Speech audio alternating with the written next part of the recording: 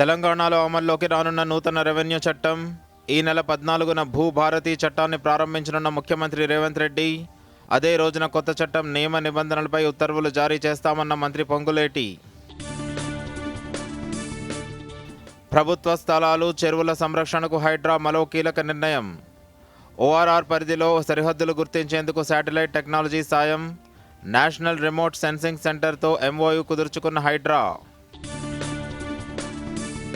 హైదరాబాద్లో హనుమత్ జయంతి శోభాయాత్రకు సర్వం సిద్ధం. ఏర్పాట్లను పర్యవేక్షించిన Hyderabad police commissioner CV Anand సమయ పాలన, సంయమనం పాటిస్తూ శోభాయాత్రను విజయవంతం చేయాలని పిలుపు. పద్మశ్రీ పురస్కార గ్రహీత వనజీవి రామయ్య మృతి. ఆసుపత్రిలో చికిత్స పొందుతూ తుదిశ్వాస. సంతాపం తెలిపిన పర్యావరణ ప్రేమికులు, రాజకీయ ప్రముఖులు. RRR మూసీ జాతీయ రహదారులు, మెట్రోపై సీఎం సమీక్ష.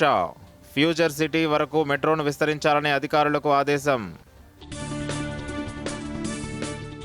కోల్కతా చేతిలో చెన్నై చిత్తు. 8 వికెట్ల తేడాతో ఓడిన ధోనీసేన. పంజాబ్తో నేడు సన్ రైజర్స్ కీలక మ్యాచ్. రాష్ట్రంలోని పలు ప్రాంతాలను ఆవరించిన క్యుమునోలింబస్ మేఘాలు. ఉత్తర తెలంగాణ జిల్లాలకు ఆరెంజ్ అలర్ట్ జారీ. భారీ ఈదురుగాలులతో వర్షాలు కురిసే అవకాశం ఉందన్న వాతావరణ శాఖ.